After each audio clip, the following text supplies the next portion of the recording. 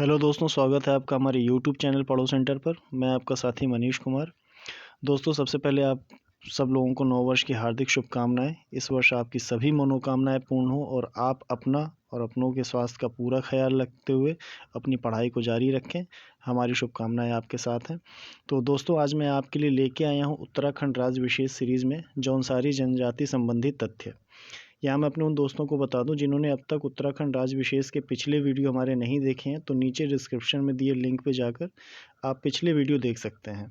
आपने अभी तक चैनल को सब्सक्राइब नहीं किया है तो आप इस चैनल को ज़्यादा से ज़्यादा लाइक करें, शेयर करें, सब्सक्राइब करें। तो चलिए शुरू करते हैं आज का वीडियो। दोस्तों, हमने पिछले वीडियो में देखा था कि उत्तराखंड में 5 प्रमुख जनजातियाँ थीं: जौनसारी, थारू, भोटिया, बोक्सा, राजी। तो आज हम देख रहे हैं जौनसारी जनजाति के बारे में। और इतना विस्तृत पढ़ाने का सिर्फ एक मकसद है कि परीक्षा में आपको इनसे संबंधित कोई भी तथ्य आए तो आपके परीक्षा में प्रश्न ना छूटें। तो आप धैर्य रखते हुए सारे वीडियो देखें और अब से रेगुलर आपके पास वीडियो आते रहेंगे। तो चलिए देखते हैं पहला पॉइंट कि राज्य की दूसरी सबसे बड़ी जनजाति कौन सी है। तो जौनसारी। और गढ़वाल क्षेत्र की सबसे बड़ी जनजाति कौन हुई? जौनसारी। हमने पिछले वीडियो में देखा था कि राज्य की सबसे बड़ी जनजाति कौन है। अगर पिछला वीडियो आपने देखा है तो आपको पता होगा, आप कमेंट करके ज़रूर बताएं। तो दूसरा पॉइंट था कि गढ़वाल क्षेत्र की सबसे बड़ी जनजाति कौन सी है? तो जौनसारी। तीसरा देखते हैं कि देहरादून की वह तहसीलें कौन सी हैं जो जौनसार बावर क्षेत्र कहलाती हैं। तो इसमें आता है कालसी, चकराता, त्यूनी तहसील। ये 3 तहसीलें हैं जो जौनसार बावर क्षेत्र कहलाती हैं। यहाँ पर आपको एक नाम जाना पहचाना लग रहा होगा अगर आपने हमारा पिछला वीडियो देखा होगा, कालसी। तो आप जाकर के देखें इतिहास के वीडियो में, वहाँ आपको मिलेगा कि कालसी क्यों महत्वपूर्ण है। अगर अभी तक आपने नहीं देखा है तो आप लिंक में दिए गए डिस्क्रिप्शन में जा कर के इतिहास के वीडियो में आप देख सकते हैं कि कालसी का महत्व क्यों है। बहुत ही महत्वपूर्ण जगह है ये। चौथा देखते हैं कि जौनसार बावर क्षेत्र में कुल कितने राजस्व गांव हैं। तो 358 गांव। पांचवा पॉइंट देखते हैं कि जौनसार क्षेत्र की मुख्य भाषा कौन सी है। तो भाषा जो है वो जौनसारी है। और यहाँ ध्यान देने वाली बात यह है कि मुख्य लिपि उनकी हिंदी है। भाषा है जौनसारी और लिपि है हिंदी। अगला पॉइंट देखते हैं कि जौनसार जनजाति किस प्रजाति से संबंधित है। तो दोस्तों, जौनसार जनजाति जो है वो 2 प्रजातियों की मिश्रित प्रजाति है और वो प्रजाति है मंगोल व डोमो। मंगोल व डोमो प्रजाति के मिश्रण से जौनसार बाबर जनजाति बनी हुई है। 7वां पॉइंट देखते हैं कि जौनसार जनजाति कितने वर्गों में विभाजित है। तो 3 वर्गों में विभाजित है। यहाँ वर्गों से संबंधित ये बात जान लीजिए कि जैसे आपने देखा होगा कि कई जातियाँ होती हैं तो उसमें भी कई कास्ट में कई सब कास्ट होते हैं। तो इनकी ये जनजाति है। जैसे अब हिंदू हैं तो हिंदू में भी कई प्रकार के हैं। हिंदू में क्षत्रिय, ब्राह्मण, वैश्य, शूद्र, ये सारे ही हैं। तो वैसे ही जौनसार जनजाति है। तो जौनसार जनजाति 3 वर्गों में बटी है। और ये वर्ग कौन कौन से हैं देख लेते हैं। खसास, दूसरा है कारीगर, तीसरा है हरिजन खसास। ठीक है। और नोट में देख लेते हैं कि खसास वर्ग में कौन आते हैं। तो ब्राह्मण और राजपूत। खसास वर्ग में जो है ब्राह्मण और राजपूत आते हैं। कारीगर वर्ग में लोहार, सोनार, बढ़ई और भी अन्य जातियाँ वर्ग हैं जो आते हैं इसमें। हरिजन खसास वर्ग में डोम, कोल्टा, कोली, मोची आते हैं।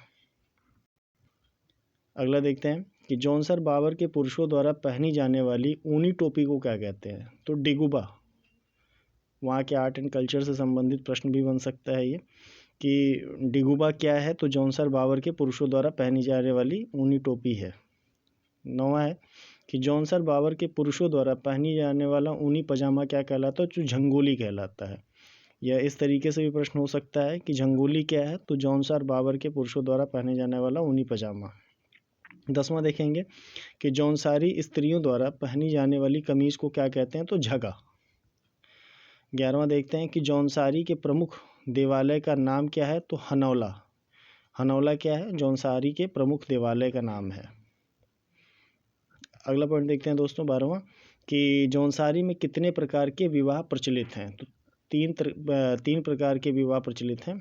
उनके नाम है बेविकी, बोईदोदिकी और बजादिया।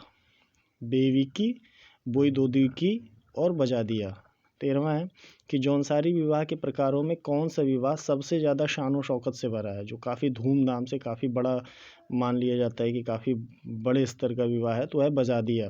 और बजादिया की मुख्य बात ये है, नोट में आप देखें कि कन्या पक्ष से वर पक्ष के घर बारात जाती है। सामान्यतः वर पक्ष से कन्या पक्ष के घर जाती है, लेकिन यहाँ पर कन्या पक्ष से वर पक्ष के घर पर बारात जाती है। ये अच्छी चीज़ है। अगला देखते हैं कि जौनसारियों में जब लड़की अपने पिता के घर रहती है तो क्या कहलाती है, तो ध्यांती, यानी पिता के घर की स्थिति उसकी ध्यांती कहलाएगी। और 15वां पॉइंट है कि जौनसारियों में जब लड़की अपने पति के घर रहती है तब क्या कहलाती है, तो रयांती कहलाती है। पिता के घर कन्या की स्थिति होती है ध्यांती की, और पति के घर उसकी स्थिति होती है रयांती की। 16वां देखते हैं कि जौनसारी जनजाति के प्रमुख देवता कौन से हैं, तो इनके प्रमुख देवता हैं महासु, पांडव, भारद्वाज। यहाँ एक चीज़ जान लीजिए कि ये अपने आप को पांडवों के वंशज भी मानते हैं। और दूसरा ये कि जो महासु हैं, कहीं कहीं आपको ये उल्लेख मिल जाएगा कि महाशिव जी को ही ये लोग महासु के नाम से संबोधित करते हैं। हो सकता है इनमें भिन्नता भी हो, अलग अलग लेखकों के अलग अलग विचार हैं। तो महासु को महाशिव ही माना जाता है और ये अपने आप को पांडव के वंशज मानते हैं।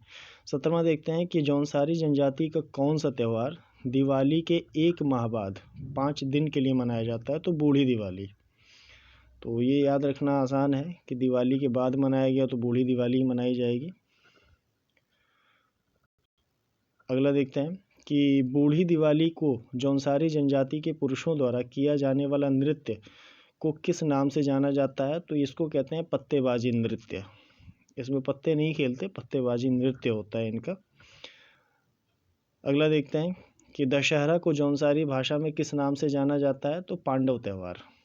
हम सामान्यतः मनाते हैं दशहरा कि इस दिन जो है राम जी ने लंकापति रावण का वध किया था, और यहाँ इस त्यौहार को पांडवों से जोड़ के देखा जाता है। नोट में आप देखेंगे कि विजयदशमी को स्थानीय भाषा में कहा जाता है पाइयता। ठीक है, तो ये याद रखिएगा, ये शब्द बहुत ही महत्वपूर्ण होते हैं।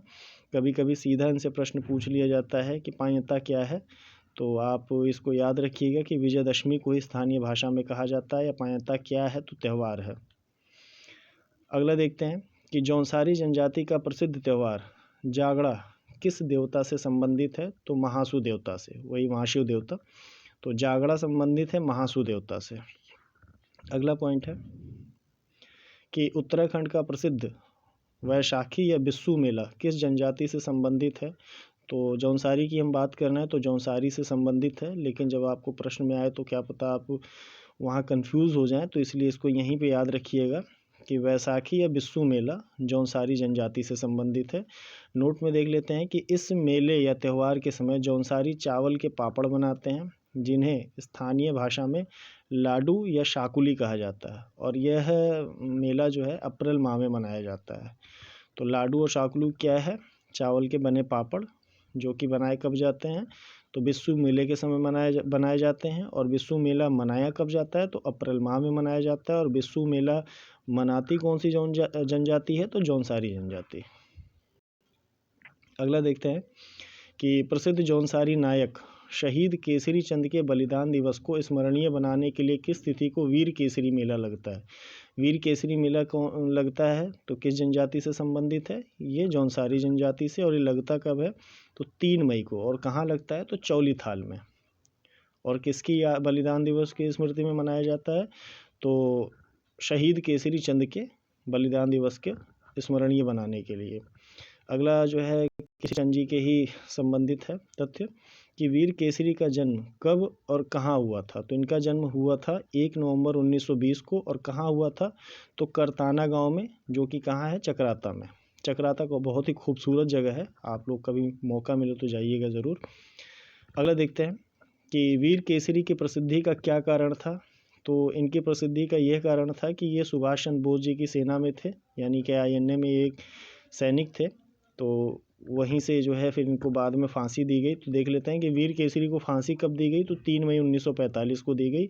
इसीलिए आप देखेंगे कि 3 मई को ही बलिदान दिवस वीर केसरी मेला लगता है। तो इनके फांसी वाली तिथि को ही मेला लगता है, इनके बलिदान दिवस को स्मरणीय बनाने के लिए। अगला देखते हैं कि जौनसार जनजाति के किस वर्ग की सामाजिक और आर्थिक दशा अत्यंत दयनीय है। तो कोल्टा की। हमने ऊपर 3 वर्ग देखे थे, आप यहाँ देखिएगा 3 वर्ग में कोल्टा किस में आते हैं। तो कोल्टा जो है आते हैं हरिजन खसास वर्ग में। डोम, कोल्टा, कोली और मोची है। तो यहाँ से आप याद रखिएगा कि कोल्टा है जनजाति की स्थिति। 26वां कि जौनसारी जनजाति के किस वर्ग की सामाजिक व आर्थिक दशा अत्यंत दयनीय है। कोल्टा आते हैं हरिजन खसास में। 27वां है कि जौनसारी जनजाति के ग्राम समिति को क्या कहा जाता है। तो उसकी ग्राम समिति को कहा जाता है खुमरी। जो आप देखेंगे कि हर जनजाति की अपनी अलग अलग पंचायतें होती हैं जो उनकी स्वयं की होती हैं, तो उस पंचायत का नाम है खुमरी। और 28वां है कि खुमरी के मुखिया को क्या कहा जाता है। तो ग्राम सायड़ा कहा जाता है। अगला देख लेते हैं कि जौनसार के प्रथम समाज सेवी कौन है। तो केदार सिंह जी जो है जौनसार के प्रथम समाज सेवी हैं। 30वां है कि प्रथम जौनसार कवि कौन है। तो पंडित शिवराम जी जो है वो प्रथम जौनसार कवि हैं। और 31वां है कि पंडित शिवराम की प्रसिद्ध रचना कौन सी है। तो वीर केसरी, वही वीर केसरी जिनके INA में थे और उनके जो है बलिदान दिवस पे मेला लगता है, उन्हीं वीर केसरी पे इन्होंने रचना रची जो काफ़ी प्रसिद्ध है। और रचना किसने लिख करी है। तो पंडित शिवराम जी ने करी। 32वां है कि फादर ऑफ जौनसार बाबर से सम्मानित होने वाले जौनसार क्षेत्र के प्रथम व्यक्ति कौन रहे। तो भाव सिंह चौहान। फादर ऑफ जौनसार बाबर से सम्मान से सम्मानित होने वाले कौन रहे। तो भाव सिंह चौहान जी रहे। अगला देखते हैं दोस्तों कि जौनसार रत्न से सम्मानित जौनसार क्षेत्र के संगीत जनक कौन है। तो नंदलाल भारती जी। तो ये था आज का जौनसार से संबंधित तथ्य। हम फिर हाजिर होंगे अगला वीडियो लेके। तो दोस्तों आपको ये वीडियो कैसा लगा आप कमेंट करके ज़रूर बताएं। इस चैनल को ज़्यादा से ज़्यादा लाइक करें, शेयर करें, सब्सक्राइब करें। धन्यवाद।